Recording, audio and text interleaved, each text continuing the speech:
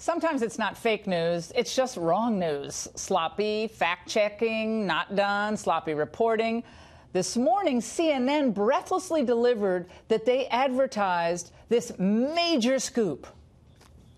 Breaking news in the Russia investigation and two CNN exclusive reports. This morning, newly surfaced emails show an effort to give hacked WikiLeaks documents to the Trump campaign. Donald Trump Jr. and others in the Trump organization received an email in September 2016 offering a decryption key and website address for hacked WikiLeaks documents. Now, this is according to the September 4th, 2016 email. You now know, looking at timing, that Manu reported that Don Jr., the president's son, tweeted about WikiLeaks for the first time the same day that this email that he doesn't recall came through. Politically, just difficult for the team, or legally some implications here? Well, there's certainly just one little problem. They got the date wrong. This shows the email was sent to John Jr. last year on September 14th, not the 4th.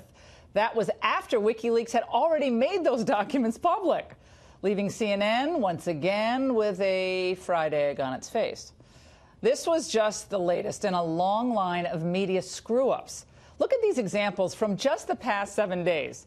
In addition to the CNN mistake, ABC News incorrectly claimed that candidate Donald Trump directed Mike Flynn to contact Russians during the 2016 campaign. It actually happened when he was already president-elect. Big deal. And the New York Times had to heavily amend a report that former Trump aide K.T. McFarland lied to Congress about Flynn's communications with the Russians, and multiple outlets walked back stories that Deutsche Bank received a subpoena from Bob Mueller targeting Trump's bank records regarding real estate deals. Joining us now with reaction is Jim Warren, the chief media writer for the Poynter Institute, a society of professional journalists, along with Roger Simon, CEO emeritus of PJ Media and an Academy Award-nominated screenwriter. I'd love to have that bio after my name, Roger. Let's start with you, Jim. You represent a society of professional journalists, Jim. This has been a wild week for journalists, given the mistakes and the fact-checking and the sloppy reporting. And we just mentioned a few there. What are your thoughts, especially on CNN rushing out with this Don Jr. story this morning?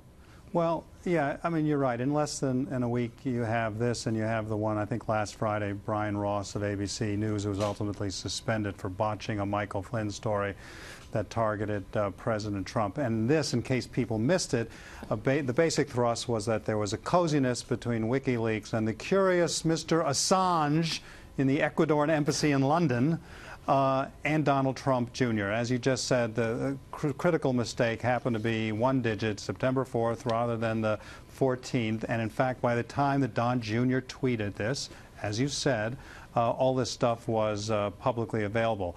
Now, I think a lot of this is explained by the nature of the internet and putting a primacy on speed, and I think it's got something to do with weakened infrastructure. Bias, Jim. I think just it always seems the mistakes go one way. That's why, Jim. I mean, they always seem to go against Trump. They never seem to be, wow, the economy's even doing better, or Mueller hasn't found anything yet. Turns out Mueller has. You know what I mean? So it always seems to go against Trump. So I think it hurts the media's credibility. Roger, you can weigh in, then Jim can come back. I'm nodding my head for a reason. I think that there is a real psychological component in this. I mean, why do intelligent people make so many mistakes?